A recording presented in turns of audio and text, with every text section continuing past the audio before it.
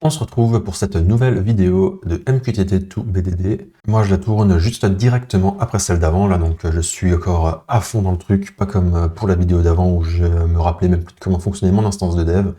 Bref, on va pouvoir reprendre. On avait terminé la story 1.9, donc là, concrètement, maintenant, en fait, on a déjà un logiciel qui fonctionne, hein. On est capable de, si on le lance, il se connecte en fait au serveur MQTT qui est défini dans la configuration, il se connecte sur le serveur Postgre qui, pareil, est présent dans la documentation, et toutes les notifs qui seront récupérées sur le broker MQTT seront bien persistées, en fait. Là, le logiciel, en soi, il fonctionne. Maintenant, on va juste améliorer un peu sa robustesse, quoi. Et ensuite, on aura fini avec ce truc, quoi. Quand même, hein, le logiciel que je pensais finir torché en 3 semaines, qui m'aura pris 4 mois, mais bon. En même temps, on fait les choses, on les fait bien, là, avec BMAD, avec nos différents agents qui nous aident. Bref, et puis on apprend surtout Go. C'est aussi ça le but, c'est d'apprendre des trucs. Allez, on retourne donc sur l'éditeur de code. Je vais relancer Claude, voilà. Et puis on va pouvoir dire au SM de commencer à implémenter la story 2.1. Ah bah non, on peut même pas lui dire, il va le chercher tout seul comme... Donc on a de nouveau Bob, donc je dis juste 1. Parce que de toute façon, si je donne le nom de la story, il me dit non, je ne t'écoute pas, je regarde où en est le projet. Tiens, je vais en profiter pour voir où en est ma consommation de Claude. Est-ce que je vois ça en paramètres utilisation? Donc j'ai toujours le forfait pro, donc celui à 18 € hors taxe par mois. Là, j'ai fait donc la story précédente. J'ai posé quelques petites questions un peu aussi avant parce que j'ai fait ma déclaration d'impôt et que c'est le bordel. Et là, maintenant, je commence sur cette nouvelle story et j'en suis à 36% d'utilisé, quoi. Non, ça va, hein, j'ai l'impression que ça ne consomme pas tant que ça, finalement. En tout cas, c'est bien moins cher que l'API qu'on utilisait au tout début, quoi. Donc, qu'est-ce qu'il nous dit? Epic 1 complete. Et oui, toutes les 9 stories de l'Epic 1 ont été implémentées. Bah oui, je veux qu'on commence avec l'Epic 2. Hein. C'est marrant, maintenant il me demande ce que je veux, alors que dans la vidéo précédente, je lui ai dit qu'il devait rédiger la story 1.9. Il m'a dit non, je regarde d'abord où ça en est, quoi. Donc effectivement, on va faire le buffer. Alors, qu'est-ce qu'il nous a écrit? Voyons cela. Alors maintenant, en tant qu'opérateur système, je veux que les messages entrant MQTT soient bufferisés en mémoire, de façon à ce qu'un problème temporaire de base de données ne résulterait pas sur des messages perdus. Donc les critères d'acceptation, les AC main.go, va créer un buffer en utilisant la configuration buffer size, qui par défaut vaudra 1000. Et donc on aura cette instruction-là, msg shan, qui sera définie sur make shan mqtt message de la taille buffer size. Donc shan, je crois qu'on l'avait déjà vu, hein, c'est une instruction qui permet de définir vraiment un channel. Donc ensuite, on va pouvoir injecter et extraire des données de celui-ci. Je vais juste vérifier ce que me dirait Claude à côté. En Go, tu peux m'expliquer cette instruction? Bien sûr, Kevin, décomposons cette ligne. Donc, on crée un channel bufferisé dont le type des éléments est mqtt.message. Les 3 éléments clés, donc shan mqtt message, on crée un channel qui transporte des valeurs de type mqtt message. Seules des valeurs de ce type peuvent y transiter. Et CFG buffer size, c'est la capacité du buffer. Ça veut dire que le channel peut stocker jusqu'à, dans ce cas-là, 1000 messages en attente avant de bloquer l'émetteur. Et ensuite, elle bloquera, donc je ne sais pas trop ce que ça veut dire, elle bloquera. Ça veut dire qu'ils seront perdus, je suppose, les messages supérieurs. La différence importante avec un channel non bufferisé, make shan mqtt message, sans second argument, là, chaque envoi bloque immédiatement jusqu'à ce qu'un récepteur soit prêt. Le buffer découpe le producteur du consommateur, ce qui est typiquement ce qu'on veut dans ton cas. Avec MQTT to BDD, le client MQTT peut recevoir des messages en rafale sans que le writer en base de données ait besoin de suivre en temps réel. Quand tu dis que si le buffer est plein, ça bloque, ça veut dire quoi concrètement? Ça veut dire que les messages qui arrivent après seront supprimés? Non, justement, aucun message n'est supprimé. Bloqué en Go, ça veut dire que la goroutine qui tente l'envoi se met en pause à cette ligne de code et attend. Elle ne perd pas le message, elle ne crache pas, elle dort. Concrètement, imagine ce scénario avec un buffer de 3. Message 1, 2, 3, ok, 4. La goroutine se fige ici, message 4 en main. Au 4e envoi, la goroutine reste bloquée sur cette ligne. Ouais, donc en fait, c'est le thread parent qui reste bloqué. Mais dans notre cas d'usage, comme ça va être la connexion au serveur MQTT, je suppose qu'on va le perdre ou alors on va utiliser le buffer interne de cette lib, qui en a aussi un, je crois. Ok. Donc là, non seulement on crée ce buffer, mais en plus on va créer la structure message qui va contenir une représentation plus précise de notre message MQTT. On va définir le topic, le timestamp, et puis ça payload directement quoi, dans la structure. Ensuite, notre message handler MQTT enverra les messages au channel plutôt que de les écrire directement en base de données. Et ensuite, on aura un consumer distinct qui va lire en fait le contenu de ce channel et puis qui va insérer les messages vraiment en base de données, quoi. Et si le channel est plein, on aura des logs qui seront affichés. Et du coup, toutes ces choses auront comme conséquence le fait que les écritures en base de données seront gérées de façon séquentielle par rapport au channel, quoi. Effectivement, le premier message dans le channel sera écrit en premier dans la base de données, le deuxième, le second, etc., quoi. Et puis on log les écritures qui seront bonnes en log level debug, les erreurs en failure, etc., quoi. Ensuite, on va de nouveau faire des tests manuels, on va stopper à la main Postgre, le serveur Postgre, on va publier 50 messages MQTT, on va redémarrer Postgre, puis on va vérifier que les 50 messages ont bien été écrits, quoi. Ça, c'est un truc qu'il faudrait tester aussi de façon automatique, je pense. Je sais plus si c'est le cas, on verra bien. Ensuite, les tâches, c'est ce qu'on a vu, C'est quand même très précis, Ils disent même les imports qu'on doit rajouter dans type.go, le fait qu'on doit rajouter une GoDoc. On va créer un type message qui sera exportable. La task 2, ça va être le channel bufferisé. Et du coup, si on crée en fait ce channel, effectivement, il va falloir qu'on démarre aussi la goroutine qui va se charger d'écrire en fait le contenu du channel en base de données, quoi. On n'aura pas que... on a une goroutine qui écoute les notifications MQTT, et dans cette goroutine, on faisait directement l'insertion en fait en base de données. Là maintenant, on va plus faire ça, on va faire une deuxième goroutine qui va écouter, mais qui va pas écouter les notifications MQTT, qui va écouter s'il y a du contenu qui est écrit dans notre channel, quoi. Vive la synchrone, c'est fantastique. On précise même des commentaires à rajouter. Ajouter un commentaire sur le propriétaire de la goroutine, dbwriter goroutine, sole consumer of message chan exit when channel closed, avec le nom de la story. Ok, c'est un genre de to-do, je suppose. Tâche 3, réécriture du message handler MQTT. Ok, oui, pour envoyer, comme on a dit, en fait, maintenant la notification dans le channel plutôt que de l'écrire directement. Ah oui, et puis il faut aussi loguer les cas où le channel est plein. Donc comment il veut faire ça, là? Select. Ah oui, le fameux select, là, qui permet de définir différents cas d'usage bizarres, là. Donc on fait notre select, case, message chan. Message, ok, je comprends pas. Défaut, message buffer full, blocking until space available. Et là, on le remet.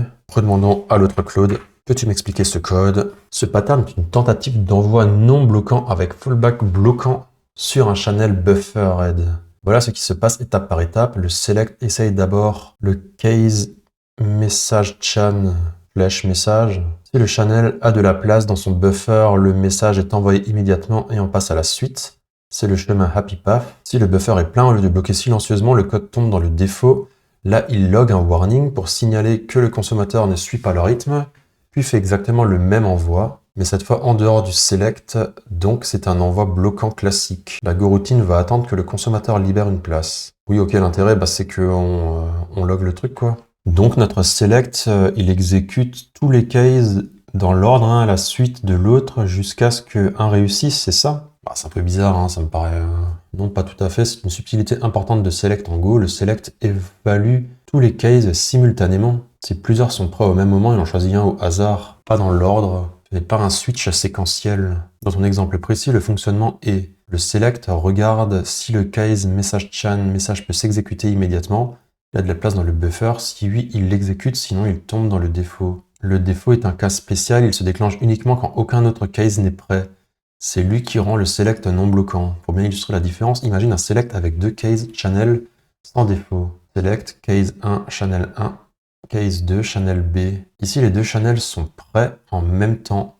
Go en choisit un aléatoirement, pas channel en priorité. Si aucun n'est prêt, select bloque en attendant que l'un des deux le devienne. Donc le select, c'est plutôt un attend que l'un de ces cas soit possible, puis exécute-le, et non un parcours séquentiel. Donc on utilise select que pour définir, que pour insérer une autre variable dans un channel. Ça n'a pas d'autre cas d'usage. Non, select est bien plus polyvalent que ça, il sert à multiplexer n'importe quelle opération sur des channels. Que ce soit en envoi ou en réception, voici les cas d'usage courants. Recevoir depuis plusieurs channels, c'est même le cas le plus fréquent. Select case message 1 qui vient de la chaîne de messages, du channel de messages, case error qui vient d'un autre channel, Timeout, éviter d'attendre indéfiniment. Ah oui, c'était le cas qu'on avait vu déjà ça. On a un select où on attend un truc. Puis sinon, une autre fonction qui retourne au bout de 5 secondes. Ok. Annulation via contexte, c'est le pattern que tu connais bien avec CTX done, que je connais bien, pas non plus abusé quoi. Qui est boucle périodique, ticker, time new ticker. Donc là, on a un truc qui s'exécute au bout de 10 secondes, je suppose, je sais pas trop. Toutes les 10 secondes. Et là, quand le contexte donne, quand on définit la variable done au contexte, ça s'arrête quoi. Le point commun, c'est toujours des opérations sur des channels, envoi ou récupération, ou réception. C'est la seule chose que Select sait faire. Mais comme en Go, les channels sont des mécanismes centraux de la communication entre goroutines, ça couvre énormément de situations. Attente multiple, timeout, annulation gracieuse, back pressure, fan-in de plusieurs sources, etc. Pense au Select comme l'équivalent d'un e-pool pool réseau, mais pour les channels Go. Bon, j'ai aucune idée de ce que c'est que ça en Go, en réseau. Mais ouais, en tout cas, il faut voir ça comme effectivement, on remplit un truc dans le channel. Si s'il n'y a pas de dispo, on exécute le default s'il y a un default, sinon le code est bloquant. Et dans ce cas-là, on a un default juste pour rajouter un warning. Et ensuite, on bloque l'assignation, quoi. Mais bon, je sais toujours pas si on perd des messages ou pas dans cette histoire, parce que si nous, on bloque le message handler, a priori, les autres messages, ils seront perdus, non? Enfin, je sais pas, mais... Ou alors le message handler, il est spawn à chaque fois qu'un nouveau message arrive aussi. Et du coup, on va avoir, comme dit, une accumulation finalement de process. C'est peut-être ça. Hein. C'est peut-être même plutôt ça, puisque avant, on nous parlait du fait que les attributs n'étaient pas conservés, là... Bon, bref, on verra bien. Remove encoding JSON from main.go. Import if only the DB writer needs it. Ok, on enlève l'encoding JSON et le time parce que je suppose qu'on n'a plus besoin des... quoi? Parce que je me suis dit on les utilisait avant dans les messages qu'on avait hardcodés pour les tests en story 1.8, je pense. Bon, on va voir. C'est des points de vigilance auxquels il faudra faire gaffe après. Ok. Tâche 4, pareil, les linters, ça c'est normal. On rebuild l'application ensuite. Task 5, ça va être des tests faits à la main. C'est marrant, maintenant, il précise bien de faire un Docker Compose Up. Comme avant, enfin pas comme avant, dans l'autre story, on s'était retrouvé avec le conteneur qui tournait pas et du coup, on avait des erreurs, quoi, logique. Ensuite, on publie un message. Tiens, c'est marrant, ça publie un message, il précise même pas la commande. Je fais comment pour publier un message? Parce que pour tout le reste, il le marque à quoi. Mais bon, là ensuite, on éteint le serveur Postgre. Et là, on envoie 50 notifications, enfin 50 messages MQTT sur Mosquito. Ensuite, on redémarre Postgre. Et là, on vérifie que les 50 lignes elles apparaissent bien dans la base de données. On a plein de notes. Preview Story Insight. Donc la Story 1.9, on a implémenté la goroutine par message, qui est présent dans cmd mqtt to bdd main.go. Toute cette approche va être remplacée dans cette story par le channel, dont on parle déjà depuis un bon moment maintenant. Ok, donc là on a notre nouveau message handler qui va simplement... Ah oui, c'est celui-là qu'il va falloir remplacer. Ok, je me disais, bah, c'est bizarre, on est encore en train d'écrire directement le message. Mais pourquoi il fait ça en fait? Je comprends pas l'intérêt. C'est pour vérifier que le code source est cohérent par rapport à ce que l'agent... Enfin, c'est pour vérifier que je fais pas de modif au niveau du code source entre ce que l'agent de Scrum Master aura généré et ce que l'agent de dev va développer. Parce que là, c'est exactement le même code que j'ai dans le fichier, en fait. Je vois pas pourquoi il me le remet dans le markdown, en fait. Ça n'a pas d'intérêt, je trouve. Bon, on se prend à nouveau les carry forward, là. Tous ces éléments qui vont bientôt normalement être retirés, puisque voilà, c'est dans la story 2.2, 2.4 qu'on les traite. Ensuite, on a des conventions de la story 1.7 à 1.9. Oui, c'est toujours pareil, hein. Si un composant log, en fait, ces messages d'erreur, on ne les log pas dans le main, ok? Pour éviter d'avoir des messages de log qui soient dupliqués. Et là, on définit la structure du type message. Donc basique, hein, on crée une structure qui va contenir les différents éléments qu'on a déjà vu plein de fois, hein, le topic, le nom de l'élément MQTT, la date à laquelle la notification aura eu lieu, et puis le JSON qui contient sa charge utile, quoi. Là, on formalise juste le message pour qu'on puisse définir ce qu'on attend dans notre channel. Payload est de type byte, ok.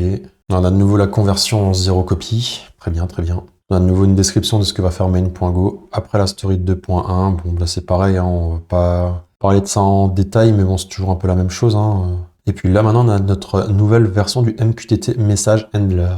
Donc là on définit notre message, donc avec l'élément topic timestamp qui sera généré au moment où le message arrive, et puis la payload. Et ensuite on a notre select où on va mettre sur le channel le message. Et si le channel est plein, ce qu'on a vu avant, on log le warning. Et là, pour le coup, le dbwriter goroutine, il change.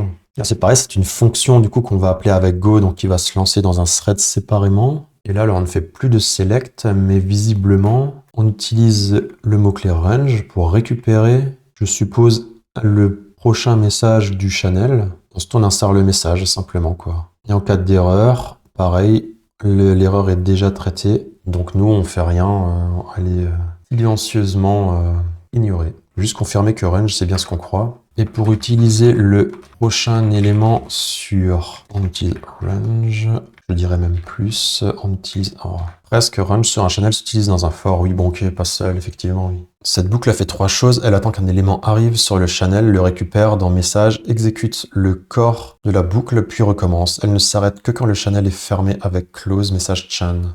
Si tu veux juste récupérer un seul élément, pas besoin de range. Juste MSG, ok. Ou avec vérification que le channel n'est pas fermé. MSG, virgule, ok. On récupère message chan, et puis si c'est pas ok, le channel est fermé. C'est bizarre cette convention, c'est pas une erreur quoi, là c'est l'inverse. Parce que dans tous les exemples qu'on a vus pour le moment, si on n'a pas de... si une fonction ne fonctionne pas correctement, ben, le deuxième paramètre, ou le dernier en tout cas, est une erreur et n'est pas nul. Là c'est l'inverse quoi, il faut que le dernier paramètre il soit pas nul. S'il est nul, c'est que c'est une erreur. Bon, pas très consistant, on dirait PHP. Bon, en tout cas, on est bon. Ah tiens, il me fait une petite note là par rapport à continue. Return vs continue. Retourne dans un for range, ça va sortir de la goroutine entièrement à la première erreur. Alors que si on utilise un continue, on continuera de gérer les messages suivants, quoi.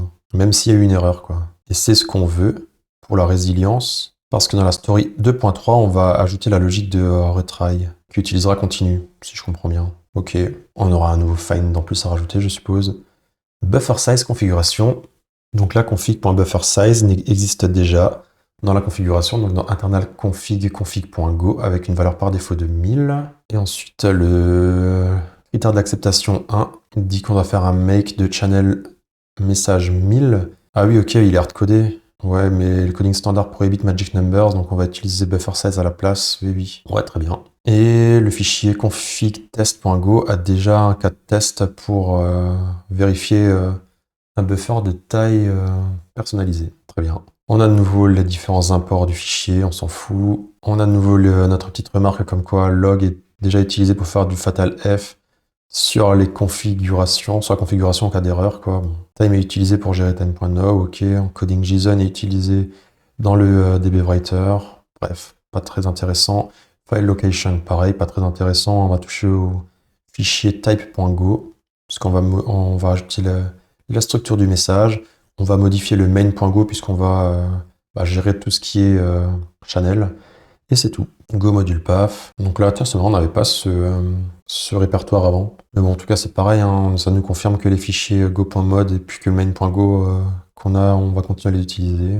On a déjà le nom du projet qui est défini. Ensuite, on a quoi? Concurrency pattern référence. Donc les codings standards nous imposent a priori de toujours utiliser Go avec un mécanisme de complétion. Qu'est-ce que c'est que ça, un mécanisme de complétion? Ah ok, ça veut dire que c'est un code qu'on est toujours sûr que quand la routine s'éteint, on éteint ce qui est dedans. Non, je sais pas trop. Attends, je vais lui demander à l'autre Claude de me... Peut-être qu'on le sait après. Story 2.1. Does not yet use sync wait group. Cast full shutdown in story 2.4. The go routine runs until the channel is closed. Story 2.4. Or the process is killed. Je suis pas sûr de tout comprendre là. Alors, tu peux expliquer cette note de la story, où je lui envoie le truc. Cette note fait 2 choses. Elle rappelle la bonne pratique de Go. Quand tu lances une Go routine avec Go, tu devrais toujours avoir un mécanisme pour savoir quand elle a fini. Le sync wait group est le plus courant. Tu incrémentes un compteur avant le Go. Tu fais défaire WG down dans la Go routine. Et ailleurs, tu peux appeler WG wait pour bloquer jusqu'à ce que toutes les Go routines aient terminé. Ok. Puis elle justifie pourquoi la story 2.1 ne le fait pas encore. Dans ta story 2.1, ta Go routine, celle qui est créée en base de données, tourne en boucle infinie en lisant un channel. Elle ne s'arrête que si le channel est fermé ou si le process est tué brutalement. Oui, c'est logique. Il n'y a pas de wait group parce qu'il n'y a pas encore de logique d'arrêt propre. Personne n'appelle WG wait nulle part. C'est un compromis volontaire de la story. Dans la story 2.4, Graceful Shutdown viendra ajouter la fermeture du channel. Le wait group est probablement un contexte with cancel pour que tout s'arrête proprement. Bah d'accord, mais oui, c'est de façon générale. Je suppose qu'il faut qu'on ait toujours, Quand on lance un thread, un mécanisme qui vérifie dans le thread parent que l'enfant a été... que l'enfant s'est terminé, quoi. Et là, on ne le fait pas, nous. Testing, no unit test for this story. Pas de test unitaire pour cette story. Encore une fois, on définit qu'on a que... on ne fait que des tests manuels. Parce que de toute façon, la réalisation de l'instance de test réellement d'intégration, c'est la story 2.4, je crois. Donc là, on a quand même un exemple de test manuel qu'il va falloir qu'on fasse. C'est comme dit, en fait, hein, on va vérifier que tout fonctionne bien d'abord en lançant une notification MQTT. On vérifie qu'elle est présente en base. Ensuite, on éteint le conteneur de base de données. Et là, on va réexécuter notre boucle qui va en fait envoyer, c'est la même chose qu'on a vu avant, hein, qui va envoyer 50 notifications MQTT. Donc là, comme le serveur de base de données est down, bah en fait, ils vont être stockés dans le channel qu'on a défini. Et c'est qu'une fois que le channel sera de retour, enfin qu'une fois que le serveur sera de retour, que le channel pourra se vider et qu'on pourra écrire les messages dans la base de données, quoi. Donc là, à ce moment-là, moi, il faut que je refasse un select count et que je vois que j'ai bien 50 résultats. Bon, on part du principe que la table était vide avant, ce qui risque de ne pas être le cas là, vu qu'on ne la vide pas. Mais, test standard, build tags for integration test. On n'en fait pas des tests. Bon, ok, c'est des standards de test, mais bon, on les utilise pas pour le moment, donc on va dire que c'est bon, en tout cas. Cette implémentation me va. Qu'est-ce qu'il nous dit? Il y a une modif qui nous propose là. Ah bah tiens, et là il nous dit qu'il faut quand même utiliser continue à la place de return. C'est qui? Ah, c'est le truc du mode YOLO là. Donc le fichier a été écrit. Ah oui, il y a la contradiction de task 2, donc c'était ce qu'on avait vu avec le return vs continue. Bah c'est marrant qu'il a... C'est marrant qu'elle ait quand même écrit l'erreur, quoi. Mais ok, tu peux faire ça. Tu peux modifier le... Donc voilà, tout est bon. C'est ready, statut draft, donc key technical component include. Ok, donc ça c'est un résumé de ce qu'il a fait. Et puis oui, il y a la déviation qu'on a dit, où avant on avait le channel qui était hardcodé à 1000. On utilise la config buffer size à la place, donc c'est bon. Puis retourne vs continue discrepancy, quel mot de ouf, qui a été résolu, très bien. Non mais c'est bon, on passe au dev, hein. Qui va nous dire qu'il ne peut pas le faire puisque la story est en draft. J'aime bien le taquiner avec ça tout le temps, j'ai l'impression. En fait, je sais toujours plus en quel statut il faut que je le mette pour qu'il puisse développer. En ready, je crois. C'est marrant parce que maintenant il me dit qu'il peut pas faire la story si elle est en draft, mais elle me demande pas de changer le statut, quoi. Alors qu'avant, il nous disait qu'il pouvait changer le statut lui-même, là, il le peut pas, quoi. C'est pour ça que je dis qu'utiliser de l'IA directement dans des programmes, ça peut être bien foireux, parce qu'on sait jamais vraiment qu'est-ce qu'on va nous retourner, quoi. Bon, en tout cas, là, il nous développe type.go, donc il nous importe, nous rajoute l'import de time, pour pouvoir définir le message, quoi, avec le timestamp qui est de type time, avec le topic qui est de type string, et puis la payload qui est une chaîne d'octets. D'ailleurs, je viens de... Ah oui, ok, pourquoi est-ce qu'on utilise une chaîne de bytes à la place de string? Je suppose, mais j'en suis pas du tout certain que c'est parce que... en fait, ouais, pourquoi? C'est une string, finalement, c'est une chaîne de bytes, non? Ouais, demandons, Claude. Truc qui vient après... ça doit faire 4 mois qu'on utilise ça. Et là, maintenant, je me pose la question, quelle est la différence entre string et tableau de bytes? En Go, string et tableau de bytes sont très proches en interne. Les deux sont des séquences d'octets, mais ils diffèrent sur un point fondamental, l'immutabilité. String est immuable. Une fois créée, la valeur ne peut pas être modifiée en place. C'est idéal pour du texte qu'on lit, compare ou utilise comme clé de map. Tableau de bytes est un slice mutable. On peut modifier chaque octet individuellement, faire des appends, etc. C'est un type natif pour l'IO, lecture, réseau, fichier, parsing JSON. Dans ton struct, le choix est logique. JSON unMarshall attend justement un tableau de bytes et le client MQTT PAO te renvoie déjà le payload en bytes. Stocker ça en string forcerait 2 conversions inutiles et une copie mémoire à chaque fois. La conversion entre les deux est triviale, string de B ou byte de S, mais implique une copie de contenu sous-jacent puisque Go doit garantir l'immutabilité du string sur des payloads MQTT fréquents. C'est un coût à éviter si c'est pas nécessaire. Ok. Par contre, c'est quand même assez incroyable que Go comprend de quoi je lui parle là, qu'on est toujours dans mon application MQTT to BDD alors que je démarre des conversations différentes à chaque fois, quoi. Et que la plupart du contexte doit le récupérer de Cloud Code, je suppose. Ah, tiens, c'est marrant, pourquoi il veut faire un build control E to explain? Viens voir la commande qu'il veut faire en entier là. Pourquoi je peux pas la voir? Pourquoi je peux pas voir la commande en entier là qui veut me faire là? Je me que c'était contrôle. Oh non. Je peux continuer la validation, mais est-ce que tu pourrais me montrer les commandes intégrales que tu aimerais exécuter plutôt que de les tronquer avec 3 petits points au bout d'un certain nombre de caractères? Je suppose que c'est une configuration de Cloud Code, mais on va voir s'il peut la modifier lui-même. Compris, je montre toujours les commandes complètes. Ah ok. Donc c'était lui qui avait choisi. Bah attends, je comprends pas en fait. Donc ça veut dire qu'il peut choisir de nous montrer un texte arbitraire qu'il prétend vouloir exécuter et ensuite exécuter d'autres choses, c'est ça? C'est plutôt dangereux cette histoire. Moi je pensais que la commande là qu'on me demandait d'approuver, c'était quelque chose qui ne pouvait pas évoluer entre ce que je voyais et ce qui serait exécuté, quoi. Étrange. Là, on crée le channel et la goroutine. Maintenant, je fais les tâches 2 et 3 en même temps, ça me va. Donc là, on crée notre fameux buffer. Et ensuite, là, on crée notre nouvelle goroutine qui va écouter sur ce buffer et puis insérer les messages dès qu'on en reçoit un nouveau. Donc là, on fait l'écriture concrète et puis du coup, on l'enlève du message handler. Et tout ce qu'on fait à la place, c'est l'ajout dans notre channel. Et puis le castage, enfin le cast aussi, effectivement, puisqu'on crée du coup un élément de type message qu'on définit correctement, quoi, ok. Et puis on rajoute le message de log là si jamais le buffer est plein. Et puis là, il a changé le, le commentaire. Maintenant, ça sera géré en story 2.4 plus 2.x. Très bien. C'est marrant, jusqu'avant il y avait 2.x, on sait pas pourquoi elle a mis 2.x. Et là maintenant il s'est dit bon bah c'est bon, on sait, ça va être 2.4, c'est moi qui décide. Et là on a de nouveau la commande à exécuter, docker exec. Donc c'est pareil, c'est du FMT, c'est marrant parce que là maintenant il fait les commandes de linter directement après chaque task, alors qu'avant on les faisait une fois pour toutes à la fin, quoi. C'est marrant ce changement de comportement entre les différentes stories, quoi. Ok, on fait le build, tout propre, mise à jour des checkbox et du registre. Ok, là on va valider les croix. On va valider les croix, on va mettre les croix dans toutes les cases qui ont été faites. Donc normalement tout a été fait, sauf les tests manuels que je vais devoir réaliser moi. Ouais, c'est ça. Test manuel, outage test. Cette étape nécessite que tu exécutes les commandes dans ton terminal. Voici la séquence complète. Démarrer le stack dev, c'est déjà le cas. Tester le chemin normal, un message. Ouais, déjà, je vais vérifier ça surtout. Je pense pas que la table soit vide.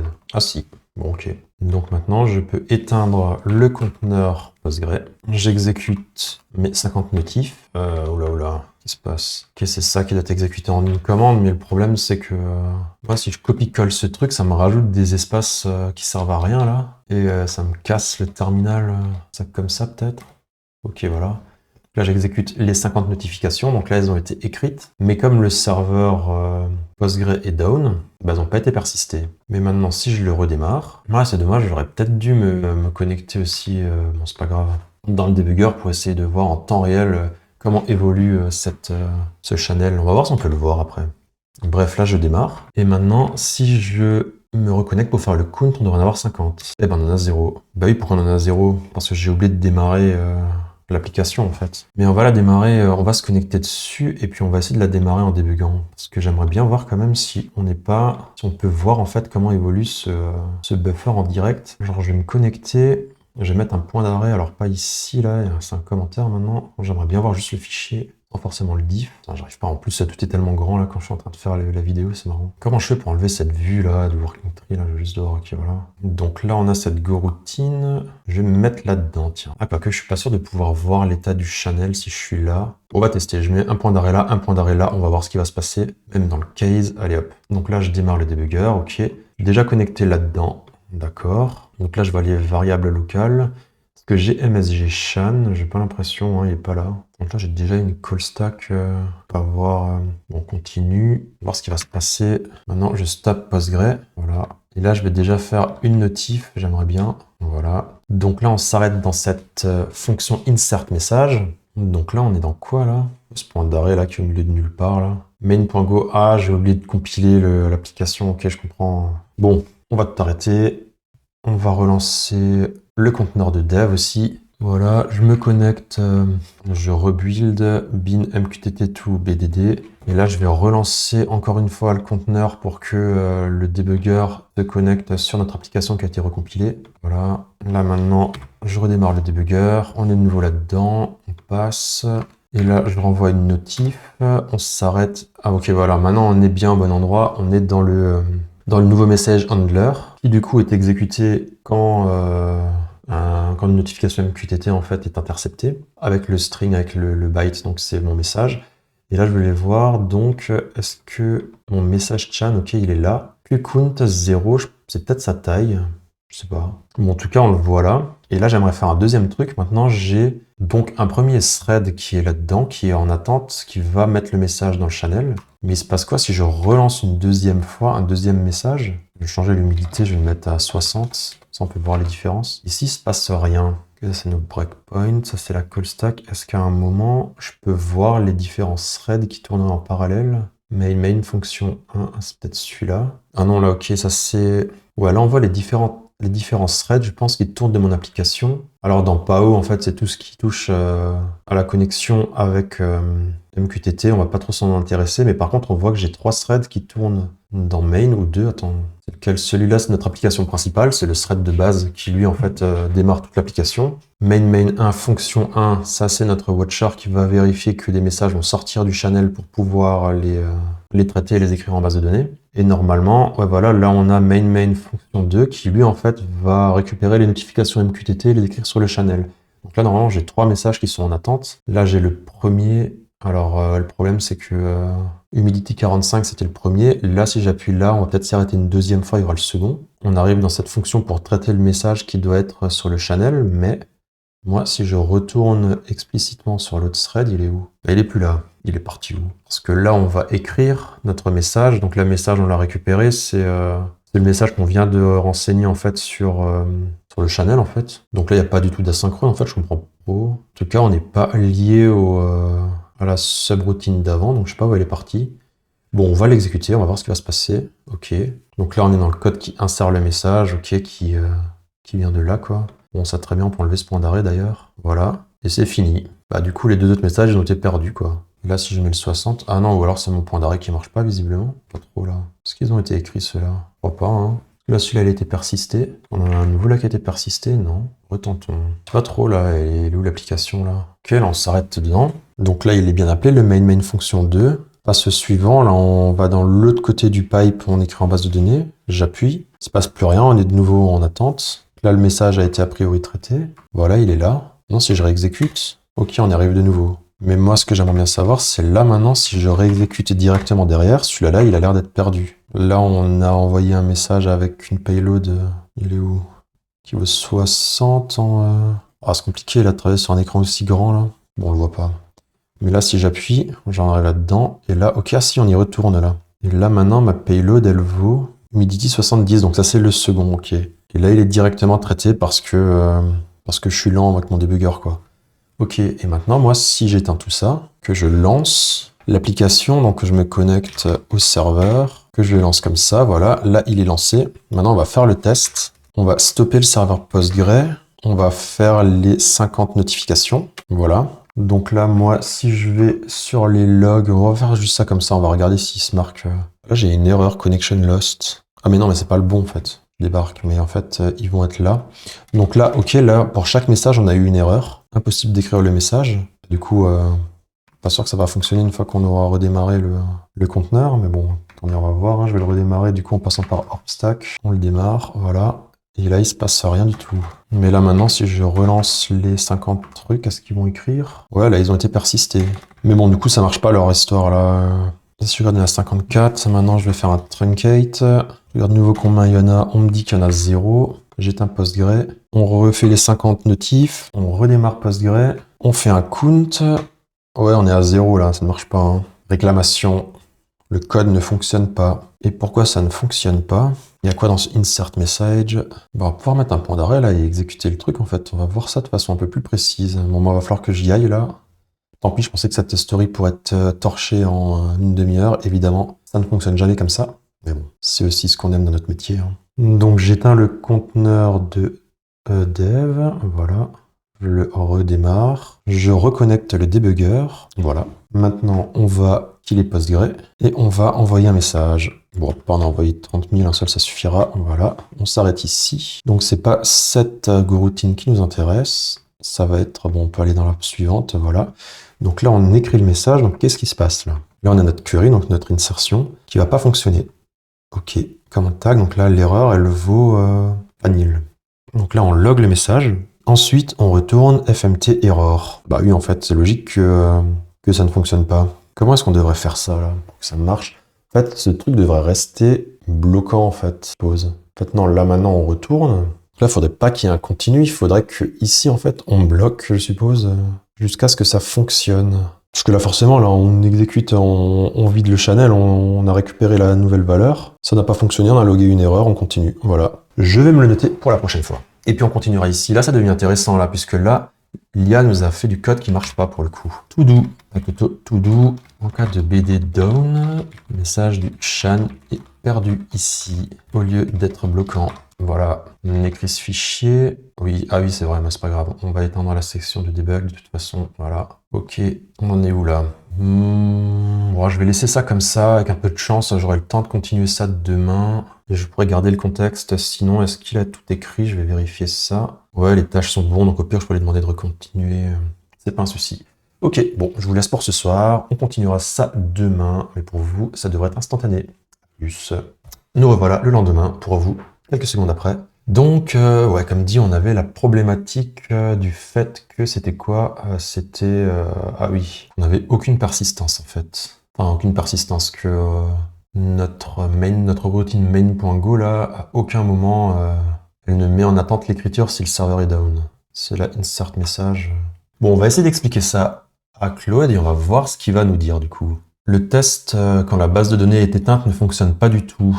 En fait, la méthode insert_message se ferme directement que le message soit écrit ou pas. Donc concrètement, là, nos 50 messages, ils sont juste perdus et puis le channel, il est vidé directement, quoi. Il faudrait rendre la fonction insert_message bloquante pour, je sais pas moi, retenter au bout d'un moment l'écriture quand elle est en échec ou faire autre chose, quoi, mais il faut rajouter dans cette fonction-là, je suppose, la notion d'attente dans le cas où l'écriture ne fonctionne pas. On va voir ce qu'il va nous dire. Alors, qu'est-ce qu'il nous dit? La bonne solution au retry loop dans le dbwriter GoRoutine, pas dans insert message.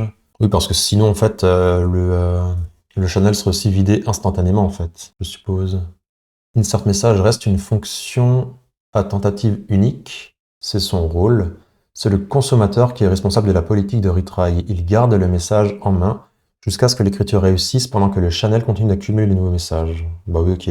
C'est-à-dire exactement ce que spécifie le PRD pour la story 2.3, retry avec intervalle de 10 secondes. Mais AC8 de story 2.1 l'exige dès maintenant pour que ce texte fonctionne. Ouais, donc encore une fois, il y a des incohérences au niveau des stories, mais tant que c'est fait, c'est l'essentiel. Donc qu'est-ce qu'il nous propose comme modification? Donc il nous rajoute des commentaires.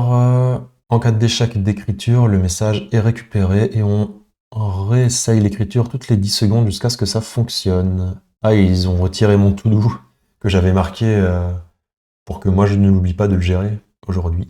Bon bah très bien. Donc le continu est supprimé.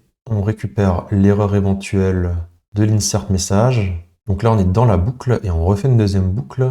Attends, ah non ok, celui-ci aussi est supprimé. Attends, j'arrive pas à comprendre. Alors on garde quoi en fait? Parce qu'il fait 2 fois l'appel là ou je rêve? J'ai l'impression qu'on fait un erreur DB client, on le conserve celui-là. Et ensuite on fait le for. Bon ça me paraît bizarre, je pense qu'on supprime les deux là. En tout cas, je trouve cette solution assez élégante au final. Regardons à quoi ça ressemble du coup maintenant. Donc ouais, c'est ça, on a un double for en fait. On va récupérer chaque message dans le channel. Et ensuite, pour chacun des messages, on va itérer, on va récupérer l'erreur de l'insert message. Si l'erreur vaut nul, dans ce cas-là, on sort de ce for là. Par contre, si l'erreur est différente de nul, on réessaye toutes les 10 secondes, inlassablement. Et là, l'erreur qu'on sortirait, c'est quand? Return nil. Ok, donc si l'exécution est en erreur, cette fonction retourne une erreur. Par contre, ouais, c'est ça, si row affected égale 0, donc si on a une duplicate, on met pas d'erreur, on met juste un warning. Et dans le cas contraire, on log juste le fait qu'un message a été persisté, ok. C'est un retourne nil. Bon, bah ça me semble bien ça. Ça m'a l'air d'être une bonne façon de gérer la chose. Ok, donc qu'est-ce qu'il nous propose de faire maintenant? Ok, il veut nous exécuter les différents linters. Il veut nous régénérer l'application, go build, ok. Bah oui, ok, tu peux lancer la commande. Du coup, propre, voici le comportement maintenant. Avant, message sorti du channel, insert message échoue, continue, message perdu. Après, message sorti du channel, insert message échoue, time sleep 10 secondes, on retry sur le même message, boucle interne. Les nouveaux messages s'accumulent dans le channel. Quand la DB revient, le message en attente s'écrit, puis la boucle externe traite les suivants. La retry logique restera ici. Story 2.3 n'aura qu'à enrichir les logs, voilà. Rien. On lance le test d'outage, devrait maintenant donner 50. Donc là, il nous reprécise les différentes commandes à lancer. En même temps, on peut noter notre session Claude. On va dire que c'est très bien, quoi. Bon, good. Feedback good, ok. On va tenter ça. On va relancer le conteneur pour pouvoir de nouveau avoir un débugger. Et puis, on va tenter de voir ce qui se passe au niveau du débugage déjà. Donc, je close le conteneur, je le relance, voilà. Donc là, comme on a compilé la nouvelle version du logiciel, ça devrait être bon. Donc moi là, je vais juste mettre dans le Go un point d'arrêt ici. Voilà. On peut retourner sur Orbstack, mais cette fois-ci, ce qu'on va faire... Ah, il est là. Donc là, ce qu'on va faire, c'est qu'on va couper Postgre directement. Ah bah, il est déjà coupé, ok. Donc on récupère notre terminal. On relance la notification MQTT. Voilà. On a oublié de lancer l'application là. Je me connecte au niveau du debugger. Qu'est-ce qui s'est passé? Ça n'a pas fonctionné là, non? Je crois pas que je me suis connecté là, si. On va retenter, on verra bien. Non, il s'est rien passé. Qu'est-ce qu'il a lui? Ah ok, le logiciel s'est directement coupé parce que Postgre est déjà éteint en fait. C'est vrai qu'il y a ce cas d'usage auquel on n'a pas pensé. Voilà. Là, je me connecte à l'application, c'est bon. Le debugger est connecté. Maintenant, je coupe Postgre. Voilà. Donc là, on n'a plus de connexion active. Maintenant, j'exécute la notification. Voilà. Et là, on s'arrête bien donc dans la routine qui est exécutée à chaque fois qu'un message entre dans le channel. Sauf que là, cette fois-ci, on va tenter l'insertion du message. Ok, j'avais un point d'arrêt là, bon, c'est pas très utile à ce niveau-là. Nous, on va lancer la commande, il va y avoir une erreur, on va loguer l'erreur, on va retourner l'erreur, on va retourner fmt error. Donc là, maintenant, on ne rentrera pas dans cette condition-là. Voilà, et là, ce qui va se passer, c'est qu'on va attendre 10 secondes de nouveau. Là, j'ai lancé l'instruction, il ne se passe plus rien pendant 10 secondes parce qu'elle est en train d'être traitée en interne. C'est long 10 secondes, voilà. Et on retourne du coup au début de notre boucle, puisque le timer c'est terminé. On réexécute une fois la boucle et on a de nouveau une erreur, on reboucle. Et là, moi, maintenant, si je redémarre le serveur Postgre, nous y voilà. Là, normalement, l'erreur vaudra nulle. Voilà, donc on sort de cette première boucle et puis on retourne à l'écoute du channel, quoi. Là, voilà, on est de nouveau en attente, il ne se passe rien. On peut récupérer un nouveau message. Ok, donc maintenant, ce qu'on va faire, c'est qu'on va se déconnecter de cette application-là. On va vider la table. Donc là, maintenant, si je fais un count, on a 0, ok. Moi, je vais me connecter au conteneur. J'exécute l'application à la main, donc pour pas qu'on ait besoin de connecter un debugger dessus, quoi. Voilà, donc là on a les messages de log. Ensuite, on retourne dans Orbstack. J'éteins Postgre. Maintenant, je prends ma deuxième console. Et là, je vais lancer la boucle. Voilà, donc on va lancer 100 directement. Allez hop. Voilà, donc là, Putain, c'est marrant qu'il s'écrive aussi vite quand même. C'est normalement, on devait avoir une tentative d'écriture, on attend 10 secondes, on relance la tentative, on attend 10 secondes. Et là, ils sont arrivés tous les 100 d'un coup. Ok, est-ce qu'on a bien compilé l'application? Je sens qu'on n'a pas compilé l'application. Go build, on le refait. Je sais pas ce qu'il nous a buildé avant là, est-ce qu'on peut encore le voir? Ok, il nous a exécuté que les linters, je crois. On recompile l'application nous-mêmes, c'est pas grave. Voilà, je la relance. On n'est pas connecté parce que le serveur Postgre est déjà down. Donc on le refait, voilà, on se connecte. On est accroché, donc on déconnecte Postgre. On exécute notre script. Ok, là c'est bon. Là, on a lancé les 100 messages dans le channel, mais vous voyez qu'en fait, on n'a qu'un seul message d'erreur. Pourquoi? Parce que la fonction d'écriture, elle s'est exécutée qu'une seule fois, et là, une deuxième 10 secondes après. Parce que comme on l'avait dit, si on retourne dans la boucle, là, en fait, on a une erreur qui s'exécute. Le log qu'on voit, c'est celui qui est présent là dans cette condition enfant. Lorsqu'on fait l'exécution concrète sur le serveur Postgre, on a une erreur qui s'affiche parce que... qui est retourné parce que le serveur n'est pas connecté. Hein. C'est l'erreur qu'on affiche là, fail to insert message, cette chaîne-là. Et ensuite, l'erreur en fait qu'on récupère de cpool.exec qui s'affiche, qui nous dit que l'autre n'existe pas, quoi. Donc là, on a 100 messages dans le pipe, dans le channel, mais en fait, on boucle toujours sur le même, quoi. Et là, moi, maintenant, si je vais là et que je redémarre Postgre, voilà. Et là, maintenant, on va avoir tous les messages qui vont se dépiler d'un coup dès qu'on fera le prochain test, voilà. Donc là, maintenant, on voit qu'on a... que la boucle en fait qui bloquait sur le premier message du channel, elle a fini par s'exécuter. Le message il a été inscrit dans la base de données. Et du coup, on a directement itéré sur les 99 autres pour vider le channel. Et maintenant, bon là on peut le faire ici, hein, je peux couper l'application, la quitter. Si je fais un count donc qui va nous recenser le nombre d'entrées qu'on a dans la table Sensor Metrics, on devrait avoir 100 comme résultat. Voilà, puisqu'on les a bien écrits, quoi. Donc, la story fonctionne, hein, je pense qu'on est au bout. Ok, je confirme que les tests fonctionnent très bien maintenant. Donc lui va finir son travail, on va pouvoir passer au QA, je pense. Ok, donc la task 5 a été réalisée. Résultat 50, même résultat 100, mais bon, c'est très bien. On peut faire ces modifications. Ensuite, l'implémentation complète a été terminée. version 1.1 du document. Donc, qu'est-ce qu'il nous donne comme note? Ok, il nous écrit de nouveau en français. On est d'accord que c'est de l'anglais. Hein. C'est marrant ce bug à chaque fois où, enfin, ça arrive quand même assez souvent que James, du coup, nous écrit les messages en anglais, quoi. Enfin, en français. Ajoute du struct message. Ok, donc ça a été fait. Bon, on nous explique juste, en fait, finalement, les AC, hein, c'est pareil, c'est une réécriture, quoi. On nous précise quand même que le DB Writer utilise une double boucle pour récupérer les messages du Shan et ensuite pour itérer sur un message jusqu'à ce qu'il soit écrit correctement en base. Mais ouais, a priori, c'était prévu d'être réalisé dans la story 2.3, donc l'handler MQTT utilise select, ouais, donc cette histoire-là du case message Chan message, enfin du fait qu'on rajoute l'élément dans le channel dans tous les cas, mais que par défaut, donc si on peut pas le faire directement, on fait un warning avant, quoi. Ok, c'est très bien. Enfin, c'est très bien. Yes, but write in English. Du coup, c'est moi qui lui parle en anglais aussi. Mais il va plus comprendre ce qui se passe. Ok, donc il l'a écrit et là, il le réécrit, quoi. Très bien. Ça me va. Ok, on change de statut en ready for review. Allez, on passe au QA. Attendez, avant même de passer au QA, on va peut-être quitter Claude et le relancer pour pas qu'il soit pollué par le contexte. Donc, tu peux me faire le review de la story 2.1 qui vient d'être implémentée. Le review, plutôt, bref.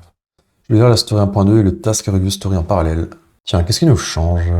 Qu'est-ce qu'il nous a dit déjà? Analyse terminée, problème identifié, time sleep 10 fois time seconde, nombre magique, violation des codings standards, je vais extraire en constante nommée. Ouais, bon, ça aussi, est-ce que c'est vraiment la peine d'extraire ça dans une constante? Parce que là, ce qui va se passer, c'est que le jour où je vais me dire que tiens, il faudrait peut-être changer cette valeur parce que 10 c'est trop gros, c'est trop ou trop peu, bah je vais aller dans le code, je vais voir où il y aura cette routine d'écriture, je vais voir qu'il y a un sleep quelque part, et dans un cas, il y aura marqué directement 10 et je vais modifier cette valeur. Dans l'autre cas, il y aura le nom d'une variable. Je vais faire un contrôle-clic sur cette variable et je vais modifier la valeur, quoi. Donc finalement, ça rajoute une étape en plus. Enfin, ouais, je suis pas sûr que ça rapporte grand-chose, quoi. Default return interval on database failure. On rajoute une variable qui a un nom à rallonge. On explique ce qu'elle fait, alors que quand on va voir en fait à son emplacement, au niveau de la goroutine, ce qui se passe, en fait, on le comprend directement, quoi, que ça va être le temps d'attente entre chaque réécriture, quoi. Et cette valeur, on va pas la réutiliser ailleurs, en fait. Donc pour moi, ça n'a aucun intérêt de la sortir dans une variable. Ça complexifie le code pour rien. Mais bon, je comprends que quand on définit des codages, enfin des conventions de code, à un moment, il faut quand même définir des trucs qui sont facilement répétables et qui sont pas trop basés sur le jugement de chacun, parce que chacun va à un moment se dire que à ce moment c'est justifié, là c'est pas justifié, et finalement il n'y a plus aucun standard et on se retrouve avec plus aucune constante nulle part. Donc ok, effectivement, la complexité à ajouter n'est pas non plus significative, donc autant rajouter cette variable. C'est marrant, il nous change même les commentaires. Bon ok, parce que là j'ai mis every 10 seconds, et là il me dit juste until success, on ne définit plus de temps, puisqu'il est défini dans la variable. Ah, c'est marrant quand même, hein, il pense à tout, quoi.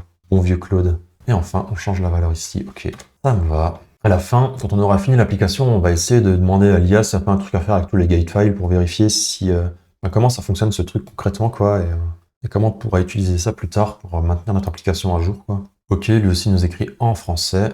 L'implémentation est propre, idiomatique et bien documentée. Le dev a correctement résolu une contradiction dans les specs de la story. Le template de code prescrivait continue sur erreur, mais la C8 exige qu'aucun message ne soit perdu pendant une panne DB. La boucle avec retry est la seule façon de satisfaire AC8. La seule et l'unique.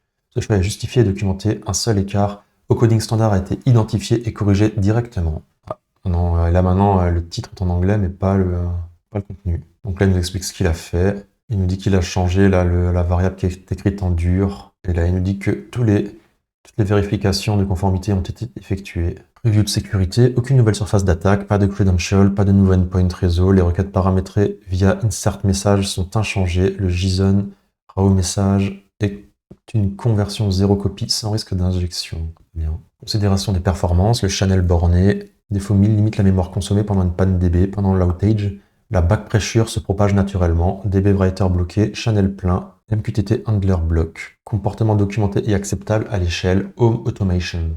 Fichier modifié durant la review, ouais, c'est le main.go. Gate statut, tout est bon. Pareil, je vais dire yes, but write in English. Ok, c'est bon, c'est de l'anglais. Et le fameux gate file. Le voilà, donc qu'est-ce qu'il nous dit? Schéma, story 2.1. Le gate fonctionne, tout va bien. Waiver, je sais plus ce que c'est. Active false, top issue. Donc monitor, qu'est-ce qu'il nous dit? Find 01, 2 et 4 qui ont été récupérés depuis la story 1.9 et qui sont traqués pour être exécutés, enfin pour être résolus dans les stories 2.2 à 2.4. Quality score 95, de nouveau pas 100 parce que la perfection n'est jamais atteignable. Date d'expiration, test revu, il n'y en a aucun. Aucun test par design, c'est des tests end-to-end manuels. Pas de risque identifié. Toutes les AC ont été couvertes, pas de gap. Validation NFR, je sais plus ce que c'est NFR, mais tout passe. C'est les différents tests qu'on vérifie, tests de sécurité, donc il n'y a pas de nouvelle injection, pas de nouvelle surface d'attaque en plus, donc tout va bien. Performance, tout va bien, il y a juste notre channel là, mais qui est correctement géré. Le code est fiable grâce à notre boucle qui loupe sur les messages perdus. Et notre code est maintenable. Donc les findings futurs là. Donc qu'est-ce qu'il nous dit comme recommandation? Action future, ajouter des logs de tentatives de reconnexion dans la routine du DB Writer avec un compteur, avec une connexion de reconnexion. Je sais pas trop où est-ce qu'on va faire ça. Ça va être un truc qui va être fait en parallèle de la goroutine qui écrit les messages, je suppose. Bon, on verra bien. On a toujours notre find 1 et find 2 qu'on se tape depuis le début du projet, j'ai l'impression. C'est marrant, il précise pas en fait dans quelle story ça sera géré ça. Enfin bon, très bien. En tout cas, tu peux m'écrire ce message, tout est bon pour moi. Et je pense qu'on en a fini pour cette story. Ok. Bon bah ouais, on peut tout committer. Donc le main.go qui a été modifié, la gate, la story, le type qu'on a rajouté, et puis voilà, et toujours les binaires qu'il faudrait que je mette dans le gitignore. Implémentation the story.one. Et voilà, je suppose qu'on en a fini pour aujourd'hui. Je sais plus exactement ce qu'on a vu dans cette vidéo, vu que je l'ai commencé hier, enfin vu que j'ai quasiment tout fait hier. Mais en tout cas, on a quand même travaillé pas mal sur notre compréhension de Go, avec ces histoires de channels aussi, je crois qu'on l'a vu dans cette vidéo, comment fonctionnaient les channels de nouveau de façon un peu plus précise. Pas mal aussi l'histoire de la boucle là, qui nous permet d'itérer, enfin de boucler sur l'erreur pour s'assurer que tous les messages en fait sont écrits correctement et qu'en cas de problème, en fait, on reboucle sur le même message sans vider le channel. Une solution plutôt élégante de faire les choses, je pense. C'est vrai que Go, c'est plutôt bien pour ça. En PHP, je pense que j'aurais fait une solution probablement bien moins élégante, quoi. Mais plutôt cool, quoi. En tout cas, là, vous voyez que notre application commence à ressembler à quelque chose. Elle est quasiment finie. On va se rapprocher encore un peu plus du but, je suppose, la semaine prochaine, sauf si, entre-temps, je décide de rebosser sur mon serveur ou sur quoi que ce soit d'autre. Vous verrez bien. C'était les surprises.